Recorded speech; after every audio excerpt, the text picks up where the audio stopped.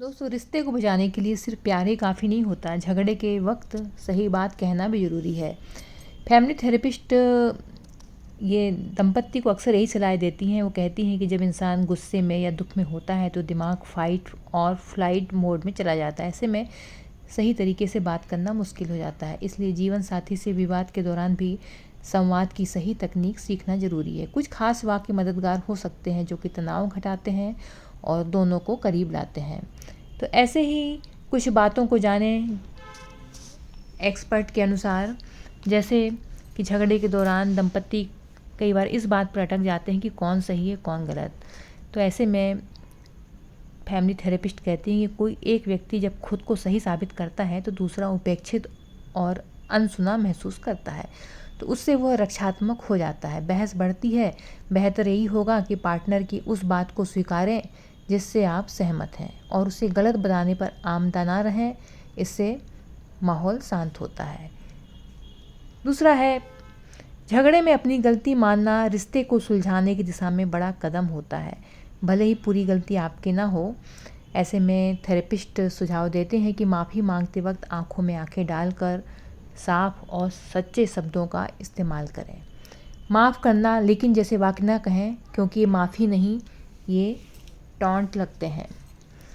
तीसरा कि मैंने तुम्हें यह कहते सुना, क्या मैंने सही समझा, जैसे वाक्य से संदेश जाता है कि आप समझने के लिए सुन रहे हैं, ना कि जवाब देने के लिए।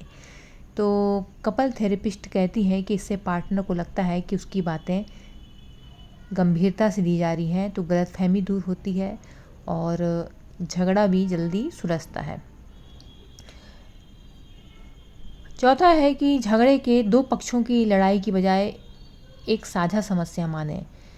ऐसे में साइकोथेरेपिस्ट स्टीवन कहते हैं कि इससे सहयोग की भावना बढ़ती है और दोषारोपण कम होता है। तो हम शब्द का इस्तेमाल करने से रिश्ते में साझेदारी व समर्थन का भाव आता है। तो जब भी ऐसे बातें करें तो हम करें, मैं से नहीं।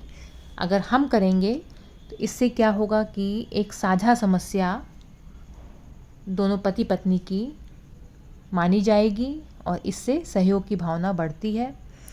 और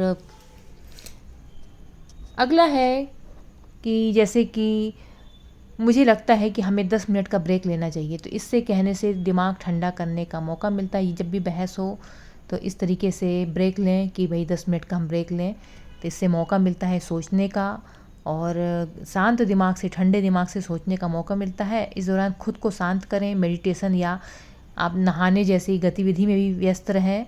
इसमें यह ना सोचें कि कौन गलत है। और बातें सुनने के लिए शुक्रिया। कहते हैं कि जब पार्टनर से कहते हैं कि मेरी बात सुनने के लिए धन्यवाद, तो खुद को अहम महसूस करता है। और नकारात्मक बातचीत के दौरान सिर हिलाना, सकारात्मक हाव भाव, शुक्रिया कहने जैसे बातों से रिश्ते में सम्मान बना रहता है। और समस्या हर रिश्ते में आती है, पर जब हम कहते हैं कि रिश्ता हार जीत से ऊपर है, तो संदेश जाता है कि आपको रिश्ते की कद्र है।